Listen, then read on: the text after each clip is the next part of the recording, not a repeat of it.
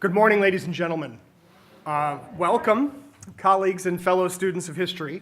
My name is Ronald Graneri. I am the Executive Director of FPRI's Center for the Study of America and the West, and I have the honor of welcoming you all to this FPRI History Institute and to introduce our first speaker. The Foreign Policy Research Institute is a think tank that takes as its motto, "A nation must think before it acts." Unlike organizations whose time horizons rarely extend back beyond the last presidential administration or forward past next week, FPRI cherishes the pursuit of knowledge as well as its intelligent application to policy analysis. We are committed to deepening understanding of the contemporary world through the study of history and culture, as well as the politics of the day, to help informed citizens appreciate the realities and mentalities of the localities.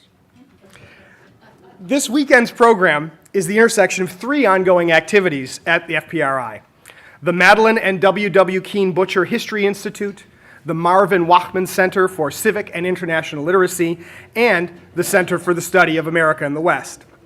Together, these three endeavors reflect FPRI's commitment to developing new ways to connect with scholars and educators at all levels, as well as to help educate the general public. And we are very grateful both to the Butcher Family Foundation and to the Lyndon Harry Bradley Foundation, who provide substantial financial support for all of these endeavors. I'd also like to take a moment to recognize and thank one of our co-sponsors, Carthage College, which, for a nominal fee, offers a graduate credit for this weekend experience, as with all of our other weekend experiences. You will find a flyer with information on that, the graduate credit question, in your folders. FPRI is also very proud to announce that this weekend event has been included in Global Philly 2013, a month-long series of events sponsored by members of the Global Philadelphia Association, and you will find a flyer including all of those events in your folders as well. So with all of that in mind, it's especially appropriate that we dedicate this weekend to the memory of Keene and Madeline Butcher. Keene was FPRI's longest-serving trustee, and both Keene and Madeline were among Philadelphia's greatest boosters. So it's fitting for us to have this weekend to discuss the significance of Philadelphia in the development of a polity that has had a very profound effect on the development of modern Western civilization. We're gathered here this weekend to consider the historical roots and the continuing significance of the creation of liberal democracy in America, a process whose formative events happened less than a mile from where we now sit. Inspired by Nicholas Pagan's 2011 FPRI essay, Philadelphia, One City's Maritime History and Its Impact on World History, which is also included in your folder, and we actually managed, because FPRI is a full-service foundation, we managed to produce the actual author of that essay, who is sitting in this room with us today. We will examine the curious alchemy of people and place. By discussing the events of the founding era, we will ponder what the past can tell us about the political, economic, and cultural prerequisites of liberal democracy, which will also enable us to explore the implications of what we know of the past for transitions to democracy around the world today. Linking historical knowledge to the geopolitical present motivates the FPRI and also leads us to bring together educators for a weekend of mutual discussion and exploration. Studying history means most of all grappling with two big questions: what and so what? It's important to know the facts, what happened, who was involved, the implications of, and the immediate impact of events. But true historical understanding extends beyond mere chronicle to seek deeper significance, to weigh interpretations and the relationship between cause and effect, and to attempt to draw from history insights that can inform our perspectives of the present. Analyzing the past can help us develop respect for the wisdom of our elders, of course, but also a clear understanding of and appreciation of their limitations. No amount of historical knowledge can save us from making our own mistakes, of course, but at least it should help us cultivate a healthy humility about our own limitations as well. Now, teachers have a special responsibility in communicating historical understanding to the public, building on their knowledge to develop the best strategies for introducing their knowledge to their students. Not only those students who are already experts or experts to be, but especially those who are seeking their first and often only exposure to a field. The uninitiated need to feel the enthusiasm of new knowledge in order to overcome their fears, and can only feel that if they meet a teacher who combines deep knowledge with genuine enthusiasm. Our goal with this institute is both to provide you all with new knowledge, but also to fire your enthusiasm to share it with your students and your community. We've brought together an all-star lineup of teacher scholars to help lay the foundation for the work that all of you will do in your own classrooms after you leave Philadelphia. And we hope you're looking forward to the explorations to come over the next 2 days as much as we are. Now it is time to begin our journey. All that said, it's a very great pleasure to introduce our first speaker this morning. Dr. Walter A. McDougall is co-chair of FPRI's Madeline and W.W. Kean Butcher History Institute, chairman of FPRI's Board of Advisors, chair of FPRI's Center for the Study of America and the West, and, as fitting for a guy who holds all those chairs, he sits on the board of editors of FPRI's journal, Orbis. He is also the Alloy Anson Professor of International Relations and Professor of History at the University of Pennsylvania. His honors and awards include a Pulitzer Prize, election to the Society of American Historians, and appointment to the Library of Congress Council of Scholars. A veteran of Vietnam, a graduate of the University of Chicago, he has taught at the University of California, Berkeley, as well as at Penn. His articles and columns have appeared in the New York Times, the Wall Street Journal, the Los Angeles Times, Commentary, and other national publications. An unabashed generalist and an example to us all, his books range from France's Rhineland Diplomacy, 1914-1924, to The Heavens and the Earth, A Political History of the Space Age, to Let the Sea Make a Noise, A History of the North Pacific from Magellan to MacArthur, to the classic and soon-to-be updated work Promised Land Crusader State, The American Encounter with the World Since 1776, and a 2-volume history of the United States from the founding through the Civil War era, Freedom Just Around the Corner, A New American History, and Throes of Democracy, the American Civil War era. A devotee of books, sports, politics, and all kinds of music from Bach to Bob Dylan, McDougall is also an award-winning teacher who has inspired thousands of students, readers, and colleagues with his erudition, his wit, and his passion for history. As befits his Scottish background, he would not want me to drift into sentimentality with this introduction, but I hope he won't mind my adding that it is an honor to call him a colleague and an even greater privilege to call him a friend. Ladies and gentlemen, Walter McDougall.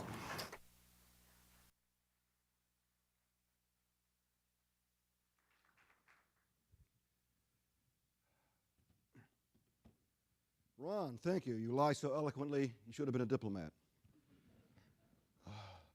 I am Walter McDougall. Good morning to you all and welcome. I am going to speak. I've been given a generous portion of time here, and I intend to use almost all of it, which makes me a very bad example for the subsequent speakers to come. But I promise you that I'll hang around the whole weekend, so if you do have any questions that you're not able to get in this session, have at me.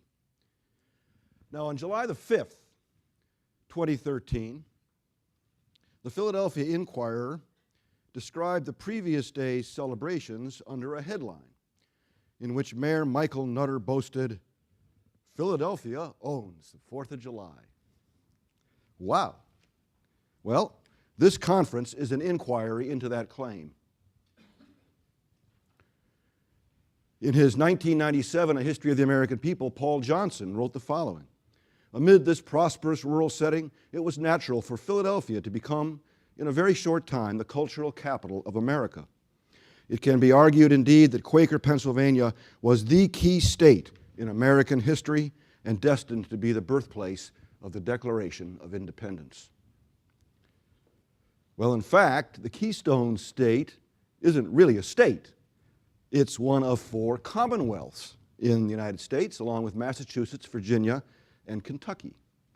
Nor does Pennsylvania's nickname date from the Revolutionary era, since that appellation was first used in 1803 by a Jeffersonian journal, Aurora, which called Pennsylvania the keystone in the Democratic Arch. Nevertheless, historians consider the image apt, because Pennsylvania occupied the key position among the colonies by virtue of its demography, geography, and economic, social, and political importance. It would seem obvious, therefore, to answer this conference's question with a resounding no. No, Philadelphia was no accident. Indeed, it was a sine qua non of the American Revolution. But historians must also always be aware of prolepsis, which is the fallacy of interpreting the past in terms of an implicitly inevitable future. In short, to read history backwards.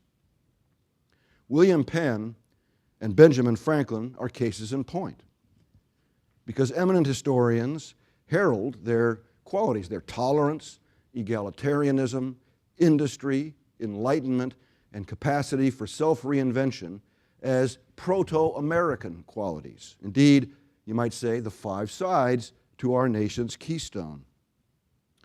For better or worse, rightly or wrongly, wrote historian Charles Sanford, Benjamin Franklin has been identified with the American national character. Though greater hero worship has been accorded to Washington and Lincoln, historians have almost unanimously judged Franklin to be the more representative. He is the inventor of the American character and way of life, unquote. For Thomas Carlyle, Franklin was the father of all Yankees. For Paul Elmer More, he was America's Renaissance man.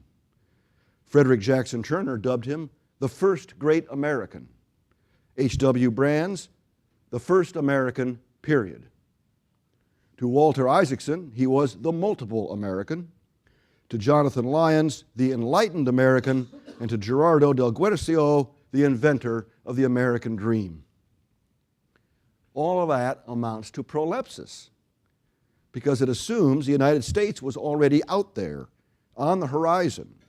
In 1723, when Franklin left Boston for Philadelphia, indeed in 1682, when William Penn received his colonial charter. But in reality, William Penn was an English imperial patriot who had no notion of beginning the world over again. Likewise, Franklin was another imperial patriot until, at age 68, he suffered public humiliation at the hands of the British Privy Council. Even at that late date, the men who became our founding fathers had no idea that they would soon establish a new nation. Indeed, on October the 9th, 1774, just 6 months before fighting broke out on Lexington Green and Concord, George Washington wrote the following, quote, "I think I can announce it as a fact that it is not the wish or interest of the Massachusetts government or any other upon this continent, separately or collectively, to set up for independency. On the contrary, it is the ardent wish of the warmest advocates for liberty that peace and tranquility upon constitutional grounds may be restored and horrors of civil discord prevented," unquote. American independence was not an inevitability. It was an improvisation. To be sure, the colonists had made immense strides in their political theory in just the decade after 1765, when the Stamp Act initiated the conflict with the mother country. But independence seemed the least likely outcome, so much so that contemporary observers regarded the unfolding events with shock, dismay, and disbelief. When the last French and Indian War, or 7 Years' War, ended in 1763 with a great Anglo-American victory, the colonists toasted the health of King George with gusto. Just a dozen years later, the same colonists damned his eyes and reached for their muskets. And for what? The ostensible causes seemed wholly inadequate to explain the scale of the unfolding tragedy. Joseph Galloway, the Speaker of the Pennsylvania Assembly, asked, "How then can it happen that a people so lately loyal should so suddenly become universally disloyal and firmly attached to Republican government, without any grievances or oppressions but those in anticipation?" Unquote. Galloway hoped that the discord had been exaggerated, out of proportion, and that reconciliation might still be effected. So far from taking the future for granted, Historians are obliged to ask what might have happened had the British been more forthcoming or the colonists less hot-headed. Surely secession and civil war, which is what the American Revolution amounted to, needed more of a cause than a 3-penny tax on tea. Well, of course, the colonists argued it's the principle of the thing. Taxation without representation and the dangerous precedent of parliamentary supremacy. Those external causes, it's their fault, then became ostensible justifications because of the American decision to declare independence. Jefferson had to argue, out of a decent respect for the opinions of mankind, a little pretense there, that the cause of the rupture was British oppression, hence the long bill of particulars in his declaration. But implicit in that was a counterfactual, that the revolution would not have occurred if wiser policies had prevailed in London. That explanation, which began as expediency, soon hardened into orthodoxy, because American civil religion required that our nation's birth be providential, manifest destiny, and immaculate conception. So American historians interpreted their nation's founding in a way that affirmed the revolution, taught its values to the next generation, and implicitly recommended them to the whole human race.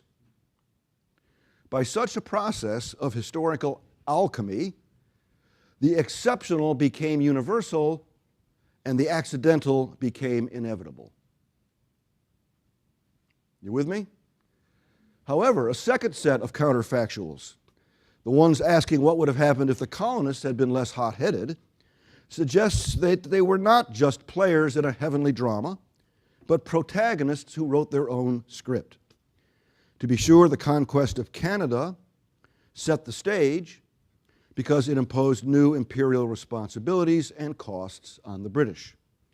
Costs and responsibilities they expected the colonists to share, even as the defeat of the French freed the American colonies from dependence on British protection.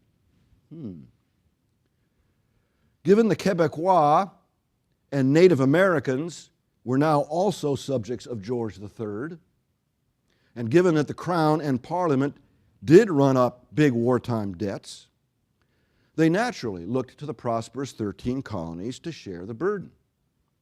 Hence the Proclamation Line of 1763 to protect the Indians, the Sugar Act, the Quartering Act, the Stamp Act, the Townshend Act, the Currency Act, the Quebec Act that legalized the Catholic Church in Canada, the Tea Act, and the coercive acts that colonists deemed intolerable. The conquest of Canada was surely a necessary, though not a sufficient cause. The sufficient cause could only be a new self-awareness, what John Adams called the revolution in men's minds that had to precede the political acts of separation. And that occurred incrementally, if swiftly, when events caused Americans to inquire after the nature of the British Empire. What is this empire, constitutionally speaking? The colonies had all been created by private companies and or royal charters, wholly independent of Parliament.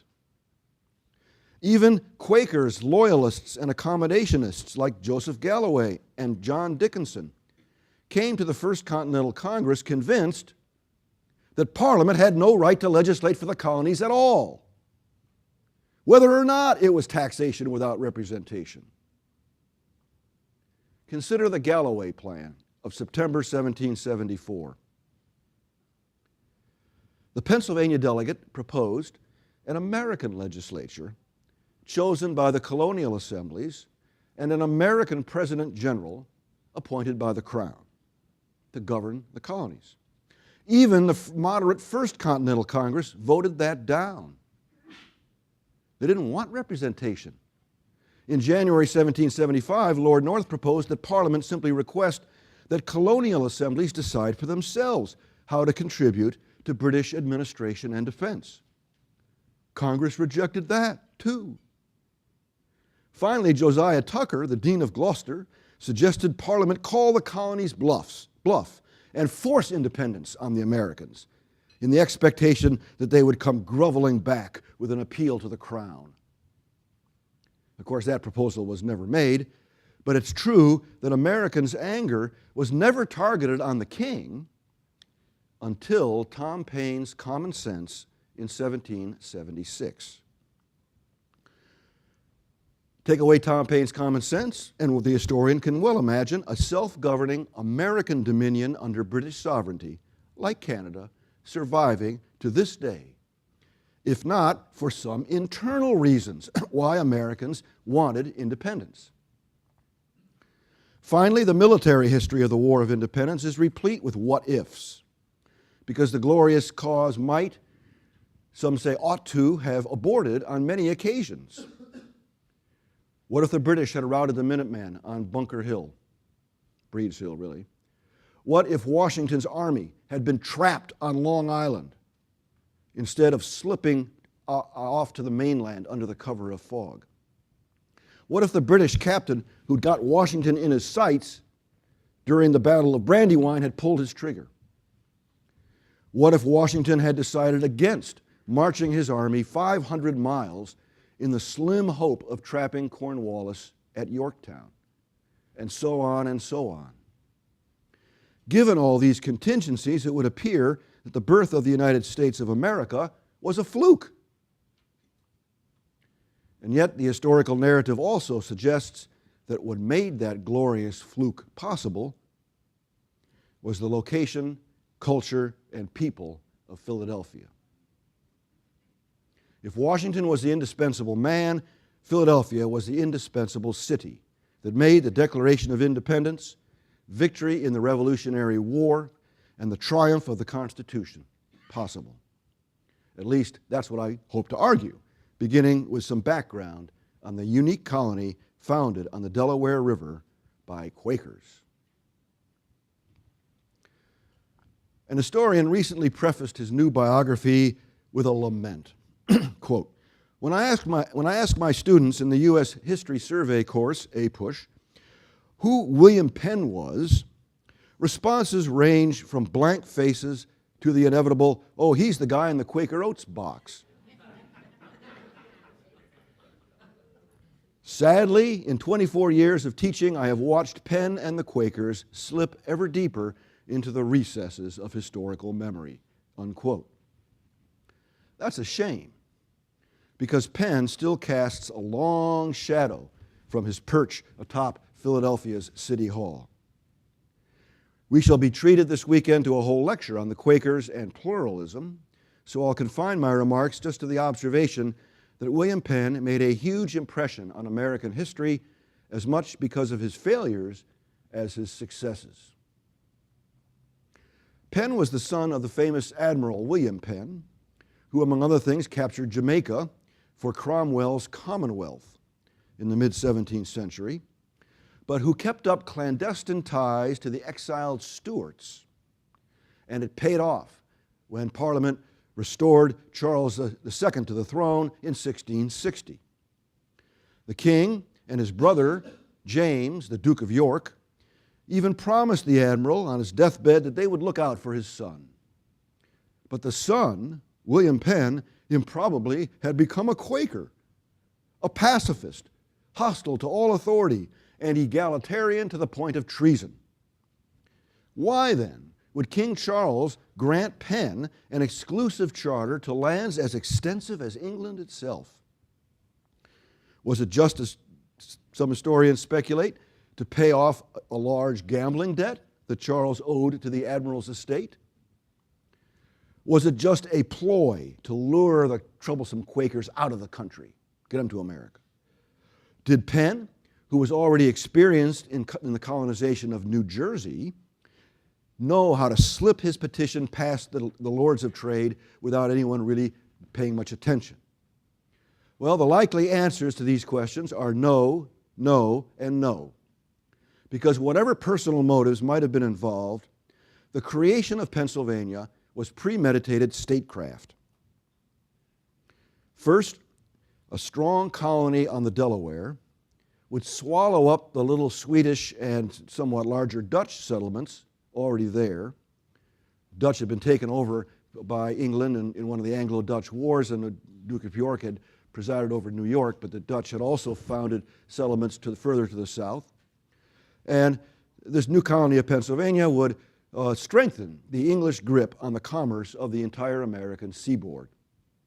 Secondly, putting a proprietor in charge freed the crown of financial responsibility. It was off the books. Third, naming Penn the proprietor ensured a friendly neighbor for New York, whose proprietor, as I say, was his friend or his patron, James, the Duke of York, and future James II. Penn solicited investments from wealthy Quaker merchants in exchange for choice parcels of land. One of them was Thomas Home. Home was the one who surveyed the rectangular grid of streets that would become the city of brotherly love. Imagined by Penn as a green country town, it was the first planned urban space in the New World. Philadelphia did not grow westward to Broad Street until the year 1830, but Home's prospectus, stretching all the way to the Schuylkill River, bespoke great ambition. 500,000 acres were sold the first year. Penn arrived in 1682 with no less than 18 large ships carrying abundant supplies and skilled colonists, the vanguard of 11,000 settlers in the first decade alone.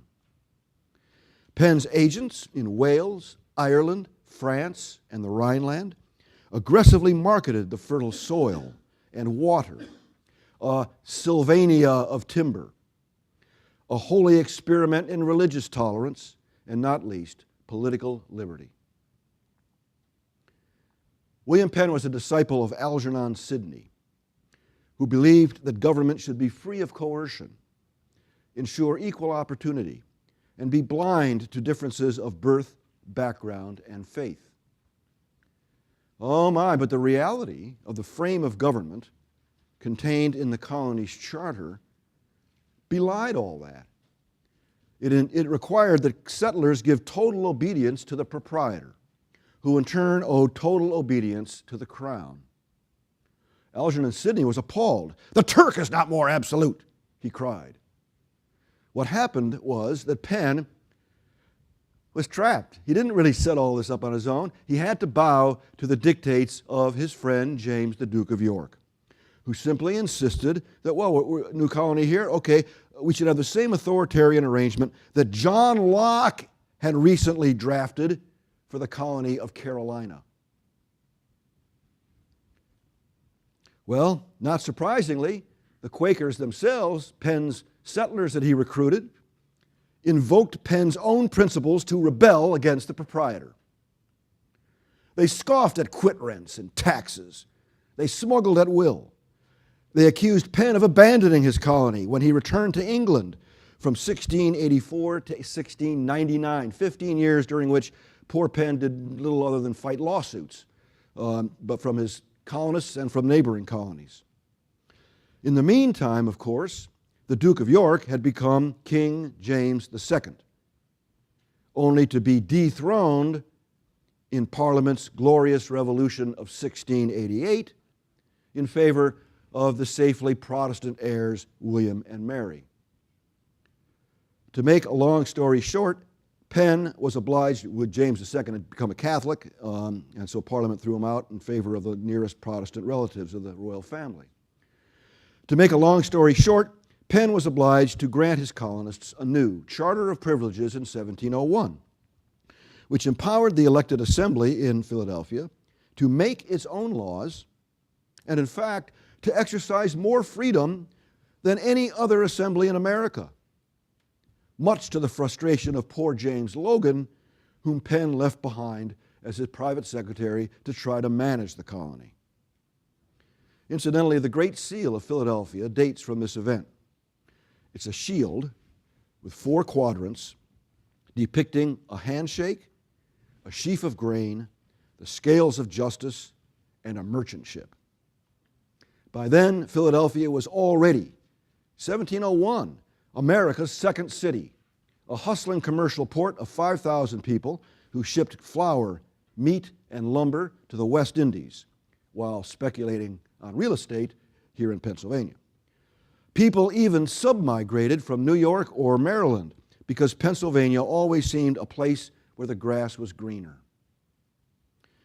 But by then, Penn had in effect been mugged by his own colonists. And in his own age, he evidently reverted to a kind of deference for rank, wealth, and authority. And he died in 1718, having left a legacy elegantly described by former Penn professor Mary Maples Dunn. It is easy to conclude that he had come full circle, and that in the end, despite all the resistance, he became the man his father always wanted him to be. In short, we might conclude that class allegiance outweighed the hostility to authority generated in Penn's youth. But in terms of historical significance, this was not the measure of his success. He conceived and established a society without military defenses, with freedom of religion, and with a criminal code humane beyond anything known to Englishmen, with a written constitution containing guarantees of rights and checks on the power of the proprietor himself. Penn's greatness was greater than the sum of its parts, unquote. Sure enough, in Pennsylvania, freedom and equality were more on display than anywhere else in America, except perhaps quirky Rhode Island, too small to have much influence on others. But Pennsylvanians often refused to use their freedom and equality to advance Quaker principles, most notably pacifism. Once the colony had grown and demography altered the landscape, and French and Indian wars had become endemic. To be sure, the Quaker Party still clung to a slim majority in the Assembly during King George's War, the War of Austrian Succession of 1739 to 48, and the Quaker Party still refused to contribute to military defense. But the valleys west of Philadelphia, that way, were filling up with Germans, Lutheran Germans, who were not pacifists like the Mennonites and the Amish, and in fact invented the Pennsylvania rifle, sometimes erroneously known as the Kentucky rifle. And the valleys were filling up with, the Allegheny Mountains were filling up with Scots-Irish, who far from being pacifist were downright belligerent. The city itself had a large admixture of Anglicans and Presbyterians, eager to battle French Catholics. And indeed, when a French sloop was sighted in Delaware Bay in 1747, the transplanted Bostonian, Benjamin Franklin, wrote a pamphlet called Plain Truth, which argued against pacifism on biblical as well as practical grounds. Philadelphians responded with a subscription and a lottery to finance a militia, and that symbolically ended the Quaker control. Soon, Presbyterians, such as Bucks County's William Tennant, were preaching sermons with such titles as, "The Lord is a Man of War." Oh, my. Well, who was Benjamin Franklin? We'll be hearing an excellent lecture also on Philadelphia as an intellectual center and a business hub. So I needn't mention or describe in depth Franklin's achievements as a founder of the Library Company, College of Philadelphia, the American Philosophical Society, his service as colonial postmaster general, and his career as a publisher. But suffice to say that he migrated to Philadelphia in 1723, settled here permanently in 1726, and witnessed the most frenetic growth of any city in the colonies. Philadelphia reached 13,000 people by 1740. It surpassed Boston to reach 20,000 by 1760 and nearly 40,000 by 1776. Well, to be sure, that's only half the size of present-day Camden, New Jersey. But at the time, it made Philadelphia the largest English-speaking city on earth, except for London. The city was tightly packed. It reached inland only as far as 8th Street. We're on 12th Street here because it was much cheaper for people to subdivide their urban lots and to build up rather than out. Nevertheless, there were some 22 foreign visitors in this period who wrote mostly glowing travelogues about colonial Philadelphia. Lord Adam Gordon can speak for all. Quote, "Perhaps it's one of the wonders of the world if you consider its size, the number of inhabitants, the regularity of its streets, their spacious public and private buildings, quays and docks. One will not hesitate to call it the first town in America, but one that bids fair to rival almost any in Europe." Unquote. Not surprisingly, the diversity, freedom, and close quarters made for contentious politics among the pro-proprietary and anti-proprietary parties, among the Quakers, the Presbyterians, Anglicans, and Germans. Franklin was opposed to the proprietorship, but otherwise he was a party of one. He damned the stiff-rumped Quakers. He feared the swarming Germans, and he had little use for the others. But Franklin was careful to make close friends in every camp and devoted himself to the cause of unity. Unity within Pennsylvania, unity between Pennsylvania and the other colonies, unity between all the colonies and Great Britain. Though a great exponent of Enlightenment reason, Franklin even befriended the charismatic preacher George Whitefield, who made 8 visits to Philadelphia during the religious revival historians call the Great Awakening. Its enthusiastic, evangelical, individualistic faith split every denomination in two and severed the ties between American Protestants and their European mother churches, thus helping to lay the foundation for the revolutionary alliance between the awakened and the enlightened. Indeed, Philadelphians combined materialism with an idealism that never characterized New York, a toleration that never characterized New England, and an egalitarianism that never characterized Virginia. Moreover, the ability of Philadelphians to broadcast a diversity opinion was as fecund as their freedom to do so because of the tremendous printing industry. William Bradford's first printing press dated from 1686, just 3 years after Philadelphia was founded. Oh, Boston likes to brag, but it had to wait 18 years for its first printing press. Between 1740 and 1776, no less than 42 printers plied their trade in this city. Moreover, most of the city's elite came from somewhere else. 30% from other colonies and 25% from Europe.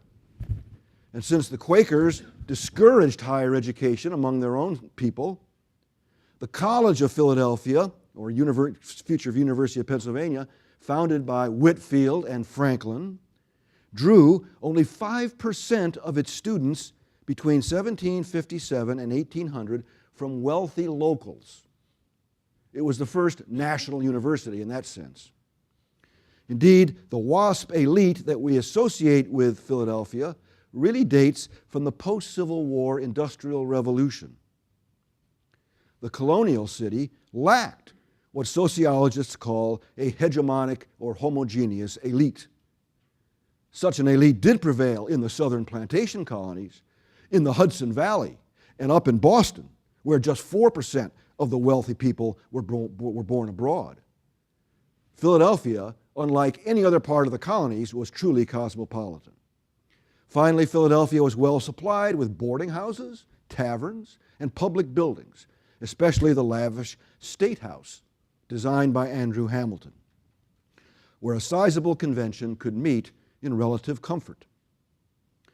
If there ever was any place where the colony's disparate delegates might contrive to make 13 clocks strike as one, in John Adams' words, it was Philadelphia.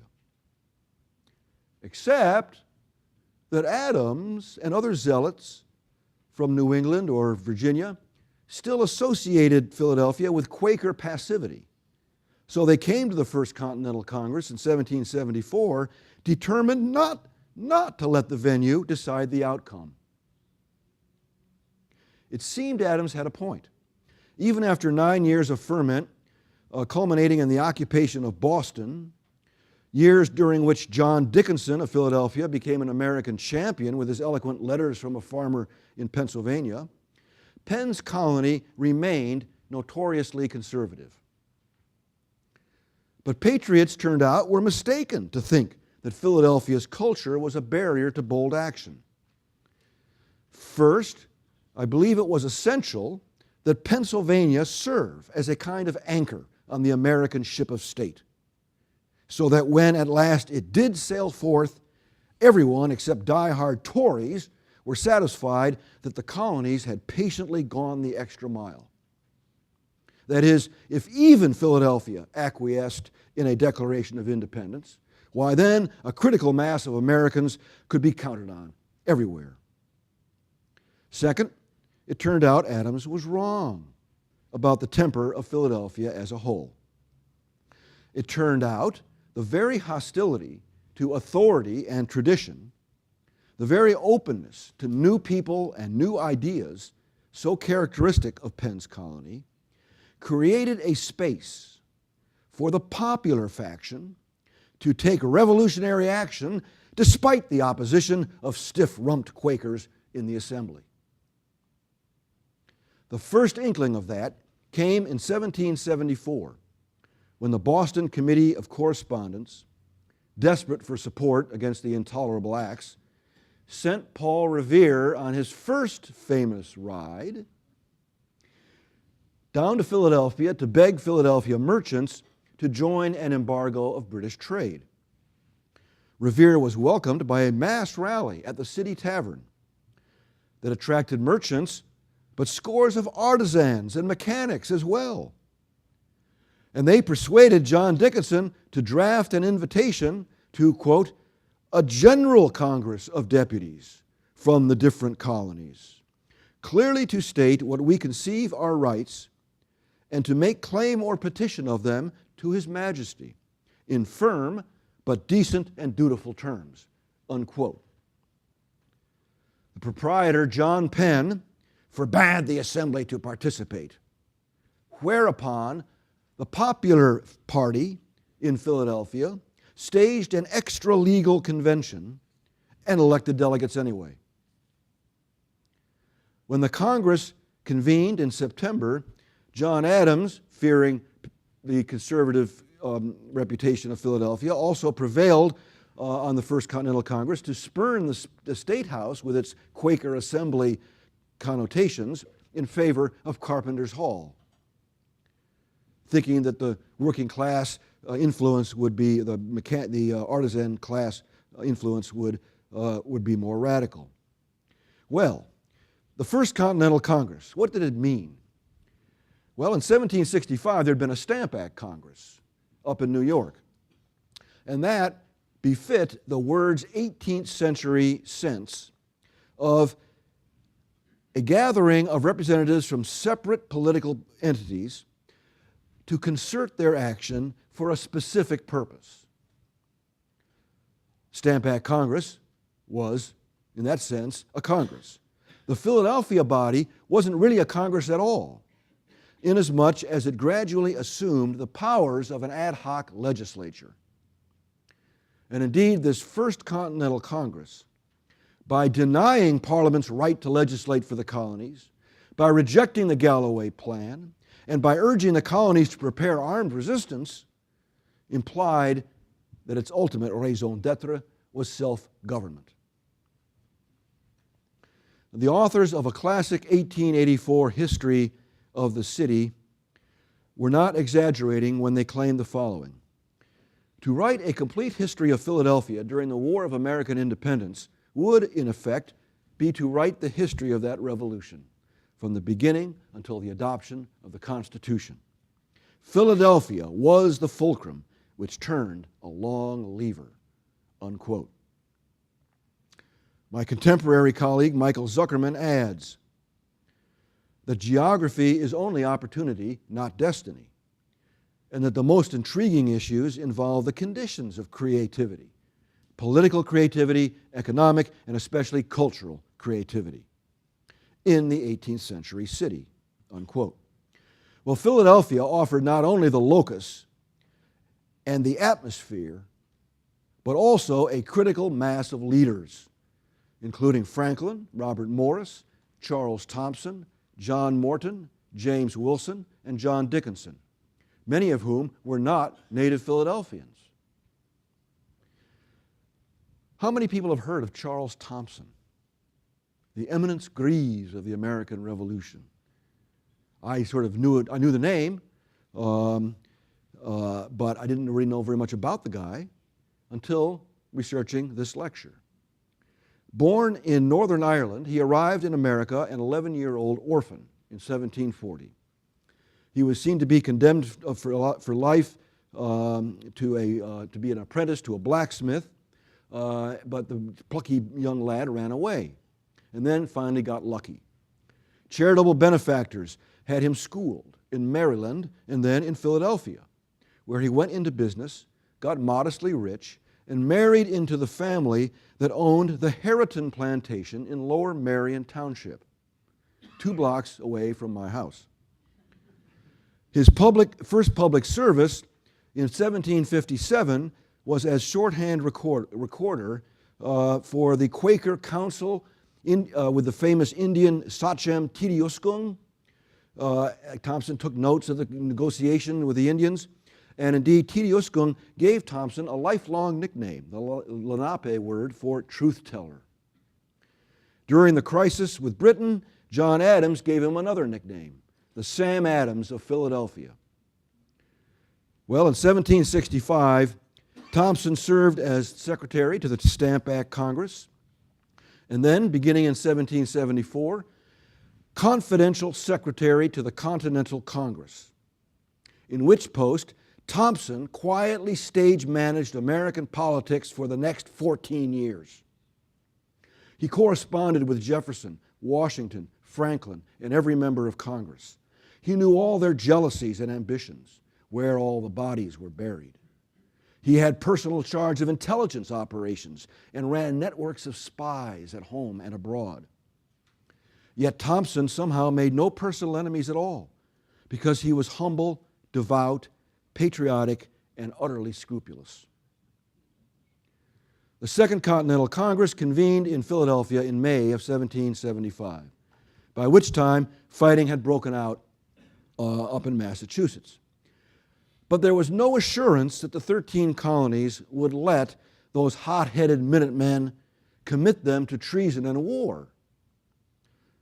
The real sea change occurred in Philadelphia, where the formation of extra-legal committees to bypass the proprietors' assembly quickly became a habit. As one historian put it, Pennsylvania in spring 1774 was still governed by an oligarchy based on a restricted electorate. But in just 2 years, it turned into the most vibrant participatory democracy in the world. This radical militant populism became the basis for historian Carl Becker's claim that the American Revolution was not about home rule, but really about who would rule at home, a claim that obviously has been revived by the Marxist historian Gary Nash. But the important point for our story is that the Patriot faction in Congress was greatly encouraged by what was happening in Philadelphia's streets. The populist movement climaxed in the formation of militia committees that made the willingness to bear arms the measure of patriotism, in defiance, of course, of the Quakers. Thousands of militiamen marched, drilled, and in effect governed in defiance of the proprietor and the assembly, until the populace and the Congress that was meeting in its midst were psychologically prepared for revolution. Pennsylvanians ceased taking counsel of their own fears and instead, like other colonists, took up arms in the belief that a just God would favor their cause. Accordingly, the Second Continental Congress began to function as an American government, even before independence. On June 14th, 1775, it founded the Continental Army and named Washington its commander. Of course, Adams was the wise head who nominated the gentleman from Virginia in order to cement the alliance between New England and the South. But it's hard to imagine his unanimous selection if Congress had met anywhere but on Philadelphia's neutral ground. October 13, 1775 was the birthday of the United States Navy, and November 10th of the Marine Corps. Still, opinions were sharply divided over independence, which Pennsylvania delegates Dickinson, his legal protege James Wilson, and businessman Robert Morris considered risky and premature. It was to appease them that Congress sent a final olive branch petition to the king, even as it also approved a plan to invade Canada.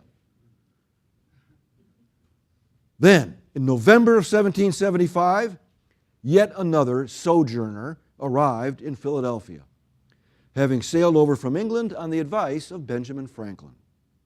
In just a few weeks, Tom Paine captured the mood of the city in Common Sense.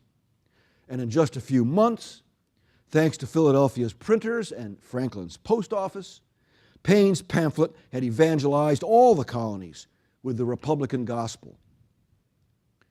That emboldened Virginia Congressman Richard Henry Lee to call the question on June 3, 1776. The King's Hessian treaties, he cried, leave no doubt but that our enemies are determined upon the absolute conquest and subduction of North America. It is not choice, but necessity that calls for independence as the only means by which foreign alliances can be obtained, and a proper confederation by which internal peace and union can be secured." Unquote. Well, 11 days after that resolution was introduced in Congress, those extra-legal militias in Philadelphia goaded the Pennsylvania Assembly into resolving in favor of, quote, "forming further compacts between the United Colonies, concluding such treaties with foreign kingdoms and states, and in adopting such other measures as shall be judged necessary for promoting the liberty, safety, and interests of America," unquote. Well, Lee's motion was hotly debated until July 1st when it came to a vote. 9 colonies voted aye. New York's delegation, pleading no instructions, abstained. Delaware divided 1-1 because Patriot Caesar Rodney was absent. And South Carolina and Pennsylvania split narrowly against. The tension was electric. The British were on the verge of invading New York. Hundreds of sails had already been sighted off Long Island. Was this the best time to declare independence, or the worst? If Pennsylvania continued to hang back, chances were Delaware, New Jersey, and New York would too, and the national edifice would collapse for want of its keystone. Then something happened, which historians to this day cannot fully explain. When a second vote for independence came up on July 2nd, Morris and Dickinson retreated behind the bar, sat with the gallery, and recused themselves. That left Pennsylvania's decision up to Franklin and Morton, who were in favor, Willing and Humphreys, who were opposed, and James Wilson, who reluctantly broke with his mentor Dickinson and cast the decisive vote for independence. He did so, he said, because the people of Philadelphia have made their will clear in the, quote, recent dramatic events, unquote. Why did the others recuse themselves? Well, Morris explained that while he still hoped for negotiations, he knew that the colony's main leverage in negotiations was their unity, and he didn't dare stand in the way of that. He later signed the Declaration of Independence. Dickinson never did, even though he knew it would turn his popularity into calumny. "I have so much of the spirit of martyrdom in me that I've been conscientiously compelled to endure in my political capacity the fires and faggots of persecution, unquote. Pompous man. But he recused himself. He didn't stand in the way. Well, New York still abstained, but when Delaware and South Carolina fell into line, Congress pronounced the Declaration of Independence to be unanimous on July 2nd. On July 3rd, Philadelphia's Militia Committee chose its own slate of revolutionaries for Pennsylvania's Constitutional Convention. And on July 4th, Congress approved Jefferson's redacted draft. And then on July 8th, the Philadelphia crowds tore the royal coat of arms from the State House facade. Historians Carl and Jessica Breidenbaugh summed up the unique metamorphosis. Between 1760 and 75, Philadelphia came of age and was now spiritually prepared to go its own way alone. Silently and for the most part unconsciously, it had undergone an intellectual revolution. This process, effected by hundreds of eager, able, intelligent Philadelphians, produced on the banks of the Delaware the first broadly democratic society of modern times, unquote. That's the Declaration. How about the war? To suggest the Philadelphia factor was equally indispensable to the outcome of the War of Independence would be a stretch. Even British occupation of the city in 1777-78, during which Washington's army was out at Valley Forge, had no strategic impact at all. But two Philadelphians, Franklin and Morris, played indispensable roles as the chief diplomat and chief financier of the American cause. Now, David Hackett Fisher, in his brilliant encyclopedic history, Albion's Seed, described the four cradle cultures that British colonists planted in North America: the Puritans of New England, the Quakers of the Delaware Valley, the Cavaliers of the Chesapeake, and the Scots-Irish bordermen on the frontier. Fisher also imagined the War of Independence as a sequence of conflicts fought in serial fashion by the four cultures. Phase one was the Puritans' War, a popular uprising egged on by their congregational clergy. Phase two was the Cavaliers' War, in which regular armies led by gentlemen fought conventional battles.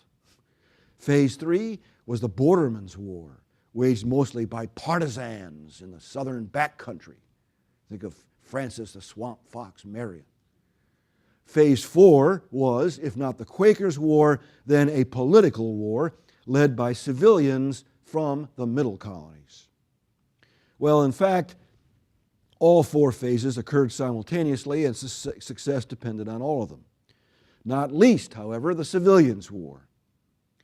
Indeed, the most decisive event was that revealed to Washington's army on March 29, 1778, when a courier rode in into Valley Forge with astounding news. King Louis XVI has received Dr. Franklin at the French court and concluded a full military alliance with the United States. Now, the main purpose of the Declaration of Independence, you'll remember from those quotes that I gave you, was to enable Congress to solicit foreign aid, to deal with foreign governments, to help it in its struggle against the British. As early as November 1775, the Congress appointed a secret committee of correspondence, which in turn sent Silas Deane over to spy out prospects in Europe. Then, after the 4th of July, the committee begged the 70-year-old Benjamin Franklin to head America's delegation. Now, Franklin had lived in Europe over 20-odd years and was well known in Paris as a scientist, statesman, philosopher, and witty colonial rustic, roles that he now reprised to perfection. Franklin's experience taught him that to be forthright, direct, and impatient in Europe's Machiavellian politics was the sure way to fail, whereas deviousness, indirection, and patience at least offered a chance of success. Congress knew nothing of that when it asked John Adams to draft a so-called model treaty in 1776, a simple pact of friendship and commerce that it expected was enough to win recognition from all foreign countries. Franklin didn't even waste the time of French Foreign Minister Vergennes with such displays of American idealism, or for that matter, Puritan moralism. Instead, Franklin engaged in duplicitous correspondence to throw off the ubiquitous British spies. He assisted Silas Deane's clandestine shipments of French arms and money, and otherwise bided his time. He knew that diplomacy couldn't make a breakthrough until some big American victory gave Vergennes the argument he needed to persuade the king that the American cause was for real. And the Battle of Saratoga did the trick. On February 6, 1778, Franklin concluded a military alliance with Bourbon, France, later joined by Bourbon, Spain, and all parties made solemn pledges to make war and peace together. How critical was the alliance to American independence? Suffice to say that Washington won the climactic 1781 Battle of Yorktown, courtesy of a French army under the Count de Rochambeau, a Franco-American army under the Marquis de Lafayette, a French fleet under Admiral François de Grasse, and a campaign drafted by the Spanish commander in Cuba, Francisco Savreda de Sangronis. Amazing. Sangronis had originally come up with a plan to send de Grasse's fleet up north and bottle up the British in Yorktown if only they could persuade Washington to march his army south. Of course, the French crown did not wage war for a revolutionary republic out of ideological affinity, but rather to avenge their prior defeat, disrupt the British Empire, and perhaps regain some colonies.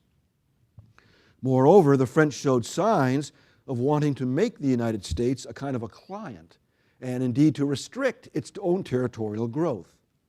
That is why, when the British offered negotiations after Yorktown, Franklin double-crossed Vergennes. His fellow commissioners, John Jay and John Adams, were alternately shocked or confused by Franklin's maneuvers as he played Britain and France off against each other. But they were happy to share the credit for the generous terms of independence that Franklin obtained in the Peace of Paris of 1783. Adams even boasted in retrospect, "We were better diplomats than we imagined," unquote.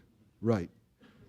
Congress was pleased to ratify the treaty unanimously, and nobody inquired too closely into the tactics whereby it was achieved. Now, what most textbooks do not tell you is that arms alone don't win wars, and wars rarely pay for themselves. In 1781, the apparent year of victory, the American war chest was empty and Congress $25 million in debt. That was when Philadelphian Robert Morris once again, he'd done it before, placed his personal fortune at the disposal of the new nation. Congress, in turn, broke with its precedent by creating not a committee, but an executive office for Morris, Superintendent of Finance, a post which he held until 1784. No one personified better that American gift for creative corruption, that is, for public-spirited hustling. Morris would be accused of seeking dictatorial powers, lining his own pockets, misleading investors, or at least indulging the reckless greed that later would confine him to debtor's prison in 1798. But Morris also deserves the sobriquet financier of the Revolution. Born in Liverpool, where he lived until age 13, Morris's father became a tobacco factor in Maryland.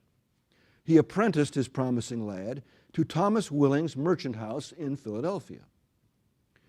Well, by 1754, when Morris was only 20, he'd become a partner, and he went on to make fortunes in just about every enterprise available to an American shipper and merchant, including outfitting privateers, engaging in the slave trade, in the opium trade, and in legitimate commerce with the West Indies, Mediterranean, and India.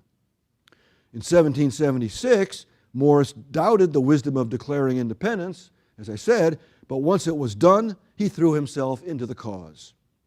I am not one of those politicians that run testy when my own plans are not adopted. I think it is the duty of a good citizen to follow when he cannot lead." Unquote. In 1776 and 77, Morris exhorted Philadelphia businessmen to purchase supplies for Washington's troops on their own, and he issued Morris notes backed by his own money.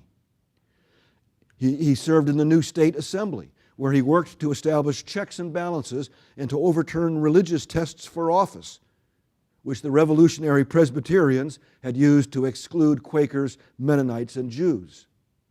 Morris also assisted James Wilson in his defense of patriotic war financier Haym Salomon against charges of profiteering. In 1781, Congress granted its superintendent of finance specific permission to continue his private investments while in office, which made the latter accusations of conflicts of interest ring hollow. Indeed, one of his first official acts was to help underwrite the Yorktown campaign. But that victory turned a war of bullets into a war of bottom lines, because the British still had reason to hope that the United States would perish from bankruptcy, its success on the battlefield notwithstanding. Thanks to the Bank of North America, however, founded by Morris in December 1781, Congress and the Continental Army staggered to the finish line. General Washington did not forget. Indeed, he remained a close friend of Robert Morris and also his house guest during the months May to September 1787. Oh my, those were the months of the Constitutional Convention. That's right. And here's, you might say, chapter 3 in the story. The Constitutional Convention, which worked what author Catherine Drinker Brown called a miracle at Philadelphia. But this time, the venue was not a sure thing. In June of 1783, 2 months after that Newburgh conspiracy, where officers in the Continental Army had threatened to march on Congress demanding pay and pensions, in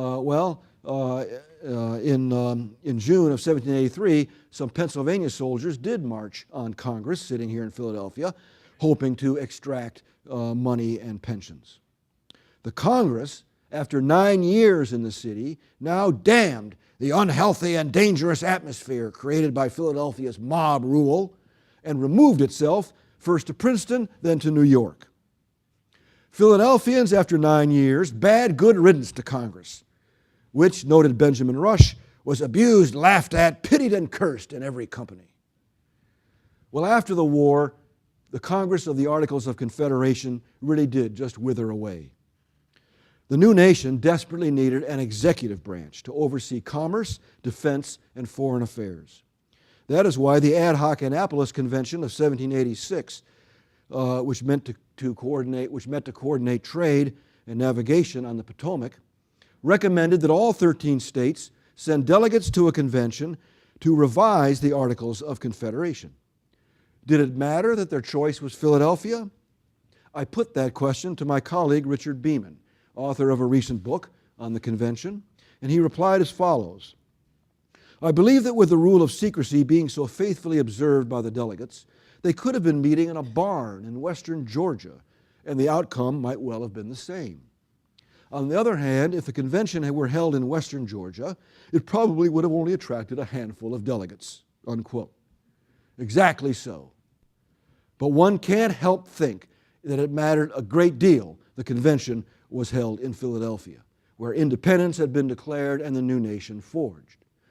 The only obvious alternative was New York, but the organizers saw the wisdom in not meeting under the jealous eyes of the Congress, which was now seated in New York. What is more, all of the features that favored Philadelphia in 1776 applied even more in 1787. Philadelphia's population was 60% larger than New York's, just as cosmopolitan. Its docks were loaded with goods from all over the world, thanks in part to Robert Morris, who had just opened up the China trade. Its reputation for enlightenment was enhanced by all those institutions, but a new institution as well, the Repository for Natural Curiosities, otherwise known as Peale's Museum.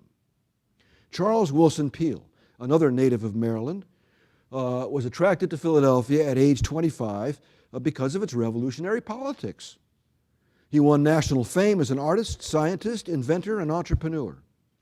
All the delegates visited Peale's Museum of Natural History, which a gushing Frenchman described as the temple of God. Here is nothing but truth and reason. Well, historians debate how much credit atmospherics deserve for inspiring the plain, honest men of the Constitutional Convention.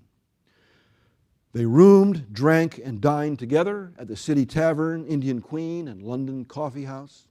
They suffered together the stench of the butchers and tanners, the open sewage, pestiferous flies, and oppressive heat. They marveled together in gardens graced with hummingbirds by day and fireflies by night. Perhaps all of that helps to explain how 39, at least, of the 55 delegates crafted a document that secured this nation its future. What isn't a matter of historical debate is the quality of the Pennsylvania delegation itself. James Wilson, my own favorite founder, was a brilliant Scotsman who emigrated to Philadelphia at age 24 and quickly built a successful law practice.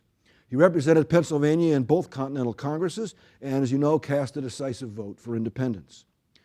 Wilson also ran afoul of a drunken mob in 1778 because he bravely defended wealthy residents who were suspected of collaborating with the British occupation. The firebrands laid siege to his house until the first city troop rode to the rescue. In the 1790s, Wilson would become the University of Pennsylvania's first professor of law and one of the first Supreme Court justices appointed by President Washington. But Wilson's most lasting contributions were at the Constitutional Convention, where he consistently argued for, quote, a republic or democracy where the people at large retain the supreme power and act either collectively or by representation, unquote. Wilson also proposed the 3/5 compromise on congressional representation in the slave-holding states. He advocated popular election of the House and the Senate, didn't get his way there, and argued strenuously on behalf of a single executive. And then he did more than anyone to define the office of president. Pennsylvania delegate Robert Morris nominated Washington to chair the convention, and then he worked behind the scenes to ensure that the clauses on taxation and commerce were flexible and confined to essential principles only. He also recommended that Pennsylvanians choose Gouverneur Morris, the elegant wordsmith responsible for the style and brevity of the Constitution. Benjamin Franklin, now 81, performed his final service as a member of the ad hoc committee appointed to break the deadlock between large and small states. Franklin's endorsement of the so-called Connecticut Plan for equal representation in the Senate and proportional in the House proved decisive. And that was because a crucial swing vote in favor was cast by North Carolina, which had previously voted with the large states. Why did the Tar Heels change their mind? Because their most eloquent delegate was a Franklin protege, Dr. Hugh Williamson, a native of Chester, Pennsylvania, and a graduate of the College of Philadelphia. He'd gone to North Carolina during the war, and he'd served as a military doctor and was revered as a patriot and a Federalist. Finally, no one understood better than James Wilson how vital it was to get the Constitution ratified quickly and without amendment. So prior to adjournment, he proposed rules whereby states would vote in special conventions and only 9 ratifications required for the Constitution to go into effect. He left nothing to chance. The day after the signing of the Constitution, he got Federalists in the Pennsylvania Assembly to resolve that there would be such a convention in just 2 months. Wilson then directed an exhaustive campaign of public publicity in newspapers and speeches, and he was rewarded when the Constitution was ratified by Pennsylvania, 46-23. Delaware had done so 6 days earlier, which is why it claims to be the first state. But Pennsylvania created the big state momentum that would go on to carry Massachusetts, New York, and Virginia. Once again, the United States of America were a product of Philadelphia.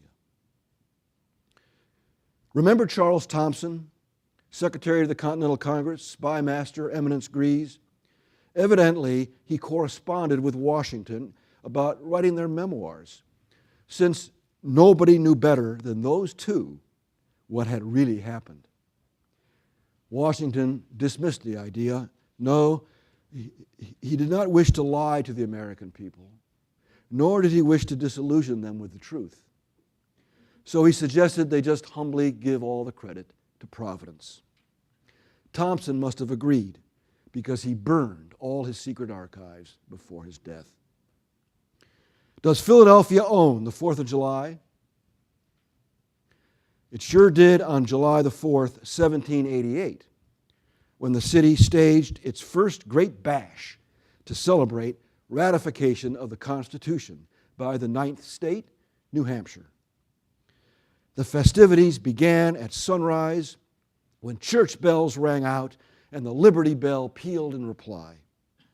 Gunships on the river fired salutes, and 5,000 people, representing all the arts and sciences and trades, Masonic lodges, the resplendent First City Troop, all gathered to march in a parade that stretched 1.5 miles by the time it reached the country estate of Bush Hill, now located at about 17th and Spring Garden, but in those days way out in the country. The pièce de résistance of the celebration was the grand federal edifice, a kind of a float in the shape of a Corinthian columned temple, a kind of an allegory of the Constitution designed by Charles Wilson Peale. Who gave the great victory speech? James Wilson, after which the crowd repaired to a gigantic circle of tables loaded down with refreshments. There, Francis Hopkinson, the master of ceremonies, and incidentally the designer of the American flag, decreed there would be no imported wines or spirits served at the party, only good American porter, beer, and hard cider. Francis Hopkinson was another Philadelphia polymath, renowned as a statesman, lawyer, businessman, artist, musical composer, inventor, and poet. Poet, for instance, of the ode written for this 4th of July. Oh, for a muse of fire to mount the skies, and to a listening world proclaim, behold, behold, an empire rise. An era new, time as he flies, hath entered in the book of fame. My sons for freedom fought, nor fought in vain, but a naked goddess was their gain. Good government alone can show the maid in robes of social happiness arrayed. Hail to the festival, all hail the day, Columbia's standard on her roof display. And let the people's motto ever be, united thus, and thus united, free. Thank you very much.